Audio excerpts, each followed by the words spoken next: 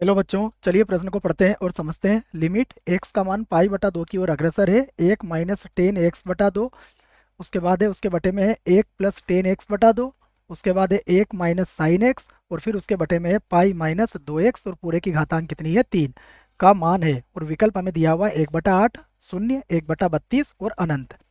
और हमें इनमें से सही विकल्प का चुनाव करना है। प्रश्न को हल करने से पहले हम प्रश्न के लिए मुख्य अवधारणा लिख लेते हैं। तो प्रश्न के लिए मुख्य अवधारणा जिसकी सहायता से इस प्रश्न को हल किया जाएगा।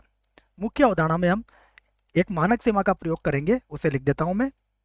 तो मानक सीमा आपको याद होना चाहिए। लिमिट एक्स का मान जीरो की ओर अग्रसर हो, साइन एक्स बटा एक्स, इसका मान किसके बराबर होता है, एक के बराबर होता है। दूसरा, हमें एक और सूत्र की आवश्यकता यहाँ पर पड़ेगी, टेन ए माइनस बी का सूत्र। ये त्रिकोणमिति का सूत्र है जो आपको याद रखना है। टेन ए माइनस बी बराबर होता है टेन ए माइनस का टेन बी, और बटे में होगा एक प्लस टेन ए टेन बी। तो इस सूत्र की भी मदद हम यहाँ पर लेंगे बच्चों। आइए अब हम प्रश्न को लिखते हैं। तो प्रश्न क्या है हमारे पास, प्रश्न है लिमिट एक्स का मान पाई बटा दो की ओर अग्रसर है, उसके बाद है एक माइनस टेन एक्स बटा दो,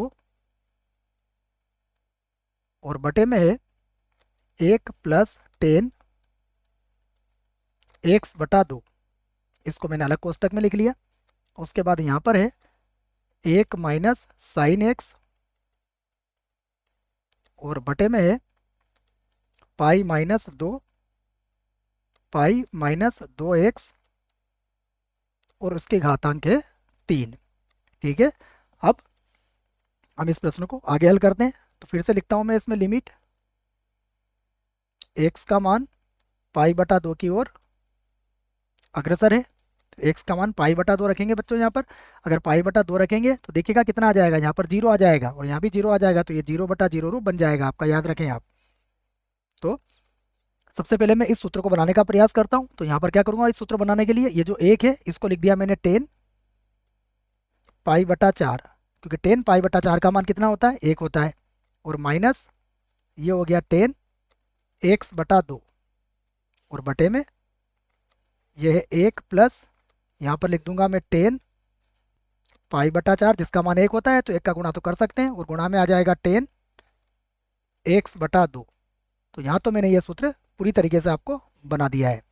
उसके बाद है एक माइनस साइन एक्स, एक माइनस साइन एक्स, और बटे में है पाई माइनस का दो एक्स, और पूरे की घातांक कितनी है, तीन।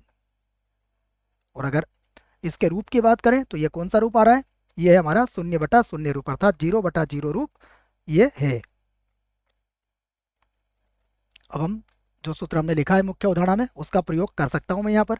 तो अब मैं लिख दूंगा यहाँ से बराबर लिमिट एक्स का मान किसकी ओर अग्रसर है, पाई बटा दो की ओर अग्रसर है।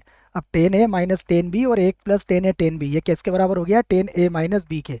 तो ये तो बन गया टेन ए माइनस बी। ए का मान कितना हुआ, पाई बटा चार, और बी का मान कितना हुआ, एक्स बटा दो। उसके बाद गुणा में है एक माइनस साइन एक्स, और बटे में है, या तो पूरे के बटे में लिख दो या यहाँ भी लिख सकते हो, पाई माइनस का दो एक्स, और पूरे के बटे में कितना है, सॉरी बच्चों, पूरे की घातांक कितनी है, तीन। अब हमें यहाँ पर प्रतिस्थापन करना पड़ेगा। तो यहाँ पर प्रतिस्थापन कर लेते हैं हम। तो मैं इस बात को भी लिख लेता हूँ, माना माना एक्स बराबर पाई बटा दो माइनस एच। एक्स को मैंने किससे बदला है, पाई बटा दो माइनस एच से। अब अगर एक्स का मान पाई बटा दो माइनस एच है तो यहाँ पर हमें इसकी सीमा भी परिवर्तित करना पड़ेगी। तो मैं ये भी लिख देता हूँ कि यदि एक्स का मान किसकी ओर अग्रसर है, पाई बटा दो की ओर अग्रसर है, तो क्या होगा, यदि एक्स का मान पाई बटा दो की ओर अग्रसर होगा तो एच का मान किसकी ओर अग्रसर हो जाएगा, एच का मान जीरो की ओर अग्रसर हो जाएगा। तो अब हमारी सीमा एच का मान जीरो की ओर अग्रसर की तरफ चलेगी।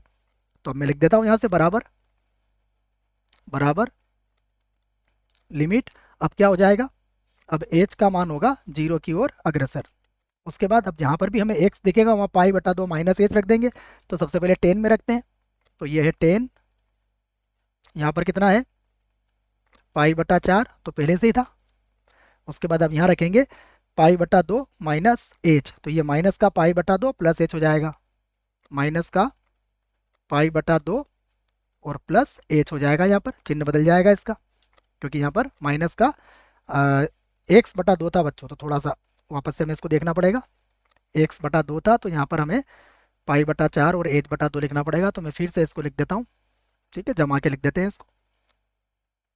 ये लीजिए, देखिए फिर से समझा रहा हूँ, यहाँ पर हमारे पास पाई बटा 4 था, अब एक्स बटा 2 का मान चाहिए हमें, तो एक्स बटा 2 का मान क्या हो जाएगा, ये हो जाएगा पाई बटा 4 और यहाँ पर आ जाएगा माइनस का एच बटा 2, ठीक है ना। तो पाई बटा 4 और यहाँ पर मैं चिन्ह बदल देता हूँ, तो हो जाएगा माइनस का पाई बटा 4 और प्लस का हो जाएगा एच बटा 2, ठीक है। अब समझ में आ गया होगा आपके क्या कहा है।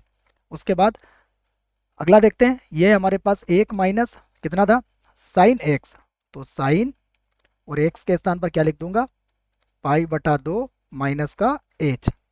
इस कोष्टक को भी बंद कर लेते हैं। उसके बाद बटे में देखते हैं क्या है, पूरे के बटे में, पूरे के बटे में क्या था पाई माइनस 2x, तो पाई माइनस देखो 2x, जब 2 का गुणा करेंगे तो ये पाई माइनस 2h हो जाएगा। तो ये हो जाएगा, देखिए चिन्ह भी बदलेगा इसका, है ना। तो ये हो जाएगा माइनस का पाई और प्लस का हो जाएगा 2h, और पूरे की घातांक कितनी है 3 है बच्चों। तो ये समझ में आ गया आपको। पाई ये 2x जैसे ही इसमें 2 का गुणा करेंगे तो ये 2 से 2 कट जाएगा, तो पाई और ये माइनस का 2h होगा और चिन्ह बदल जाएगा इसका।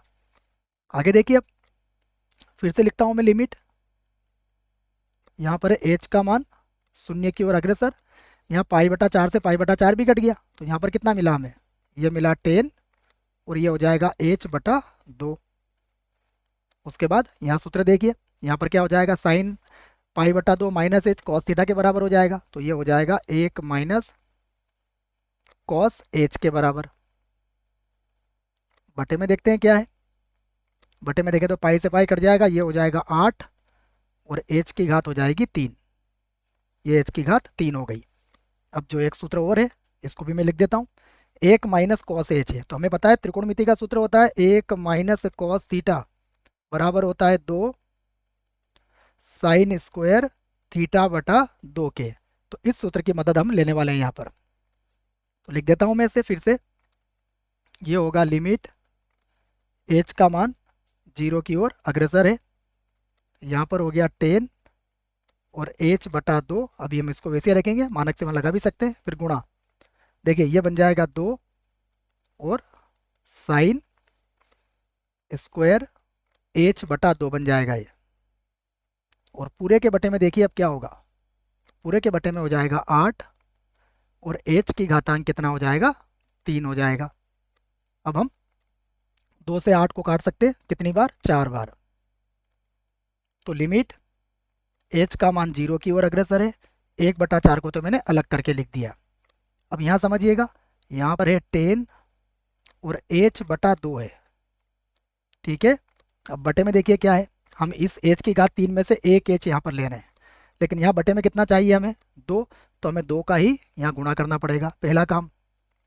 यहाँ पर देखिए ये बनेगा साइन h बटा 2 और यहाँ पर भी हमारे पास h की घातांक 2 है, तो h की घातांक 2 के लिए हमें अगर बटे में 2 चाहिए तो यहाँ पर भी हमें 2 का गुणा करना पड़ेगा और इस पूरे की घातांक क्या हो जाएगी 2 हो जाएगी बच्चों। अब हम सभी जगह मानक सीमा का प्रयोग कर सकते हैं। मानक सीमा के लिए मैं एक बात आपको यहाँ पर लिख के समझा देता हूँ कि यदि h का मान 0 की ओर अग्रसर है, तो यदि h का मान 0 की ओर अग्रसर है तो h बटा 2 का मान भी 0 की ओर ही अग्रसर होगा, इसलिए मानक सीमा यहाँ पर अब हम लगा सकते हैं। तो मैं लिख देता हूँ बराबर लगा के, यहाँ से बराबर देखिए, सबसे पहले 1 बटा 4 को तो मैं वैसे ही लिख दूंगा 1 बटा 4। अब गुणा देखिएगा, मानक सीमा से 10 h बटा 2 और h बटा 2 का मान कितना हो जाएगा 1, तो यहाँ पर मिलेगा हमें 1 बटा 2, तो यहाँ पर लिख दिया मैंने 1 बटा 2 गुणा, फिर देखिए आप कोष्टक में साइन h बटा 2 और बटा h बटा 2 किसके बराबर हो जाएगा 1 बटा 2 के, तो ये हो जाएगा 1 बटा 2 और इसकी घातांक कितनी हो जाएगी 2 हो जाएगी। तो ऊपर आ जाएगा 1, यहाँ पर हो जाएगा 8, 2 का वर्ग करेंगे तो 4। तो हमें उत्तर मिल चुका है। कितना आ गया हमारे पास? 8 का पढ़ा 4 बार बोलेंगे तो 1/32 हमारे प्रश्न का उत्तर होगा। विकल्प देख लेते हैं कौन सा विकल्प सही है। तो विकल्प ए गलत, विकल्प बी गलत, विकल्प सी जो है इस प्रश्न के लिए बिल्कुल सही विकल्प होगा। आशा करता हूँ बच्चों आपको इस प्रश्न का उत्तर समझ में आया होगा। धन्यवाद।